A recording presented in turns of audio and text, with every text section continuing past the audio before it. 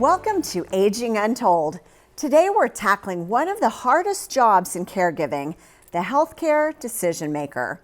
Serving in this role for family or a loved one often brings guilt, pressure, and the fear of making the wrong choice. So Amy, let's start here. What exactly does the healthcare decision maker do, and why does it weigh so heavily on people? I think one of the reasons it weighs so heavily on people is the fear of the unknown. They don't really know the kind of decisions that they're going to be making. It's not just turning off the machine that's the hard part. So it's, do I hire hospice? Do I bring in home care? Do I pay money? Do I sell the house to pay for care? Those kinds of scenarios are weighty. And what I like to see people do is sit down with the person and say, give them examples. How would you feel if you moved into assisted living? How would you feel if I brought in a home care? Like, get them to talk to you, so when you do have to make those decisions, you know you're making them from their vantage point. And I look at it medically, from the medical standpoint, it's an emotional toll, all that. And it's what we call in medicine an allostatic load. Basically, you got wear and tear on you all day long, so it creates chronic stress, and it takes a toll on the body.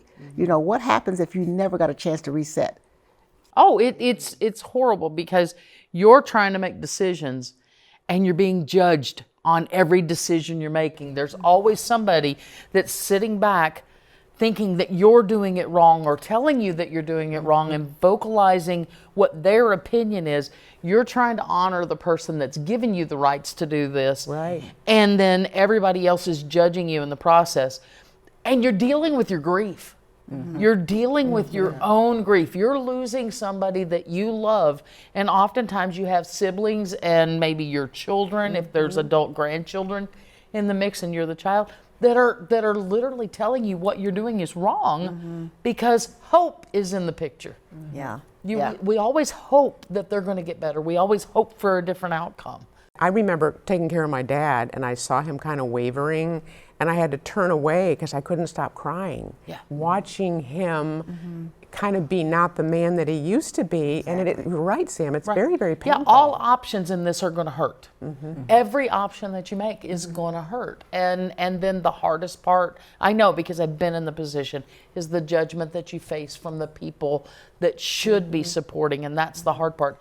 And that's who I would speak to in it, is if you're a sibling, if you're a family member on the outside of that decisions, please support that person. If you've got an opinion, share it, but don't enforce it like you're the one that's has that right. Be really kind. And sometimes we know that's coming from a point of guilt or shame because you're long distance, or maybe you don't feel like you're doing enough.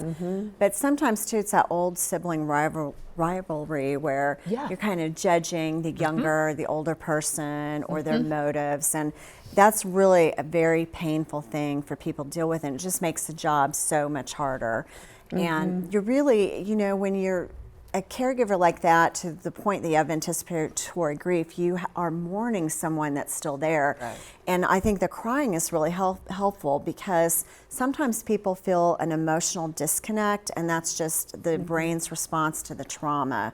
And that's kind of a healthy response as well that helps you cope. Yeah. I think the other people who are involved, they're also grieving.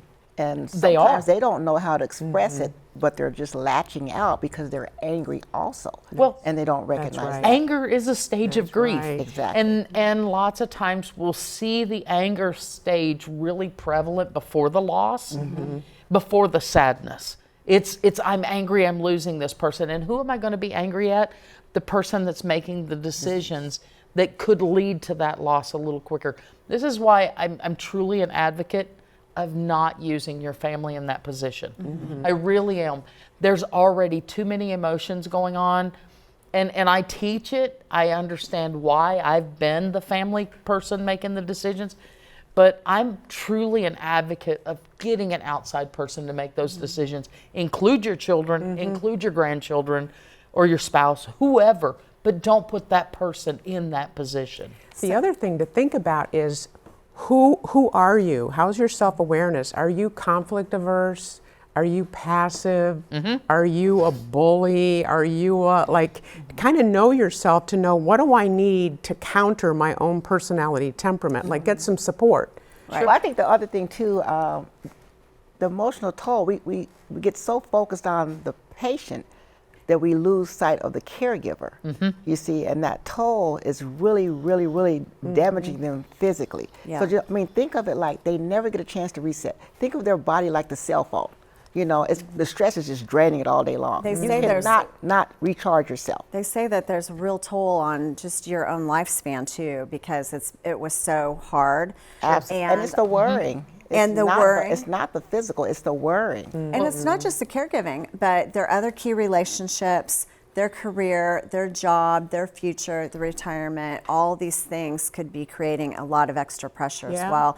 One thing about strangers, you've got to be really careful that you're choosing the right person too, because I've also seen strangers not really play well with the kids, so it's very complex. But you don't want to put like a sweet lamb in that position that's going to be eaten up by or everybody may- else. And It might be I'm not necessarily talking about bringing a stranger in. I don't advocate for that, but almost all of us have somebody that we know that works in the medical field. Almost all of us have somebody we know that has a position where they understand the dynamics from the physiological side, and they can understand the family. I know for me, I have a nurse friend that I have made my medical proxy. That way my kids can consult, my kids know this person.